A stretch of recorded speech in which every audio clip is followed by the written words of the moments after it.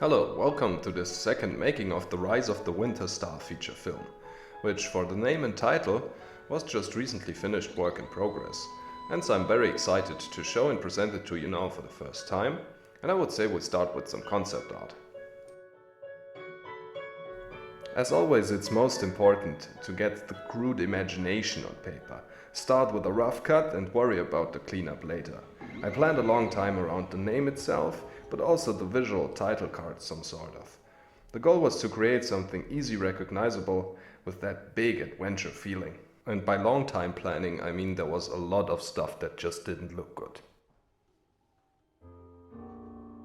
For future use, it was important to me to have a high-resolution vector graphic. For all the posters and logos and of course the effects of the intro shot itself, which will be featured for this making of, although not finished. With the sketch as reference, it was possible to cover the lettering with this digital mesh in 2D and from there extrude it into 3D space. And you can have and add modifiers and texture, lighting and so forth. This golden plate mapping was actually just aluminum foil colored in digitally later. It provided good crisp texture while still giving the model this looming golden character. After the title was made in 3D, I took it to a local store that offered 3D printing. The printout took a couple of hours and will be key for the fade to black effect after the main intro shot. But before that, there is still a lot to do.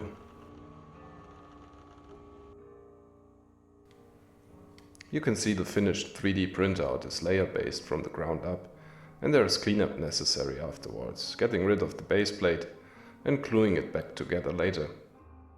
You can also add the slick effect with acetone fumes, but I wanted to keep the rough surface. Now I just need a fish tank, some printer ink, white paper, a syringe and... well, first we continue with some computer stuff. The early approximation shot here helped to get a feeling for timing, style and visuals. It's not necessary for every shot, but improves the main ones. It was done with a simple stage technique, composing stock footage layers into background and foreground and the main middle ground. We are flying toward the Castle Twin Peak Mountains, with a snowy forest in the foreground and icy mountain ridges in the background.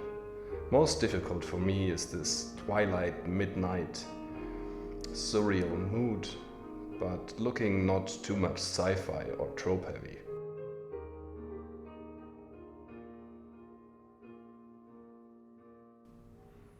To get this organic, lifelike setting, I decided to go practical and build the castle mountains with clay.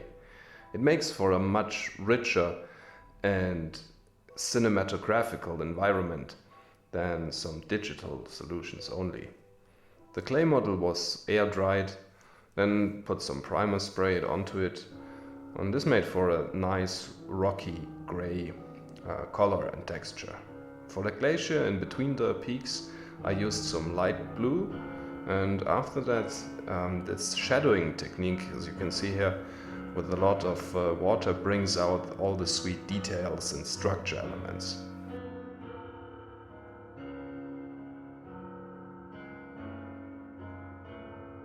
To cover the result with snow and ice, decorational snow spray worked great. Just remember to have a good ventilation and protection. And now that we have the main model and the title, we can start with building the shot and from there add all the details and layers. Once the mock-up and camera motion is set up, then we can include everything step by step. So here we are in the shot and we have the camera set up and the title is now just coming in. The main model, I just scanned it like before with Autodesk 123D app. It gives very nice results for everything environment with clear and defined edges. And then I can place it in the scene, adjust the size and the orientation. And then I have the core of the scene. Now the additional background and the foreground, it requires some additional environment, and this will be also done in clay. Here you can see now the whole process from start to finish. I have 2 clay bars and I'm spreading them out because this is the background.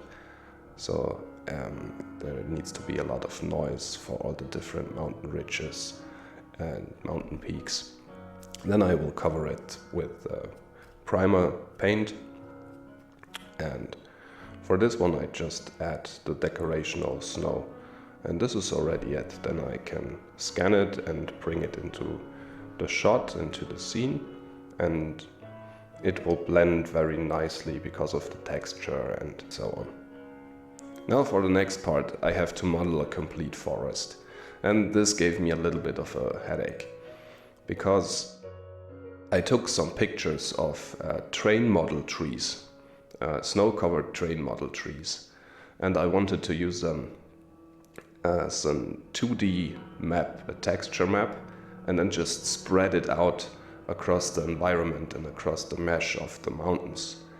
And first I had no idea how to approach this. Do I have to take every single tree and place it manually and then copy a whole bunch and clone them throughout the scene, or would there be a nicer, a quicker way to do this? Yes, so the single method didn't work at all. It would just be too time consuming to do it all tree by tree. So I had to look up a technical workaround, and I found it with a 3ds Max modifier called Scatter. Basically what it does is it takes a single object, in this case a 2D plane of the map for each single tree, and spreads it automatically across the mesh that you attach it to. And you can modify this by height and chaos modifier and so forth. Now that I had the complete forest in the foreground, completely covering the whole mesh, I just had to delete, working my way back from having too much trees to the right amount of trees and also in the right spot. So I had to delete it where there was gravel ground,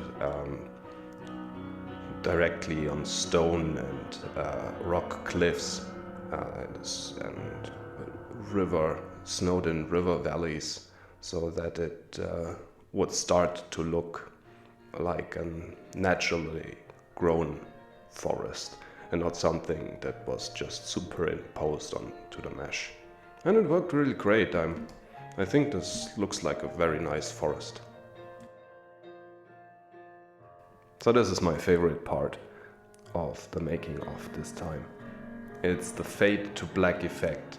When the camera is going towards the title, you can see the rise of the Winterstar, and then I want a dark ink-like shadow cloud exploding from behind and covering first the title, the lettering, and blowing towards the camera, and then cut, and we start actually with the film, with the movie, with the storyline.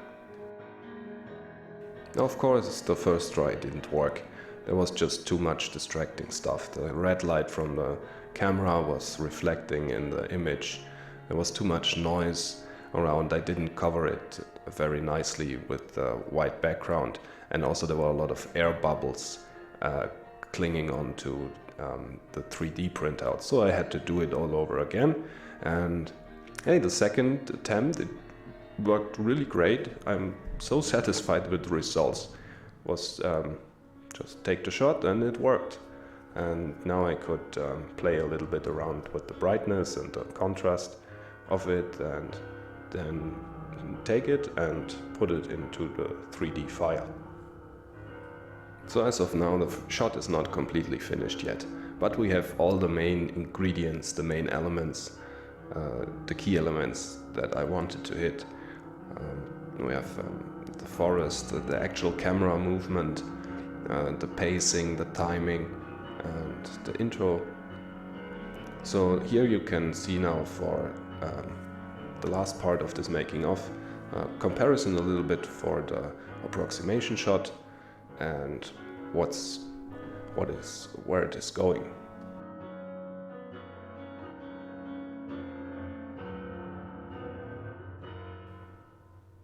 So this is it with the second making of coming to an end.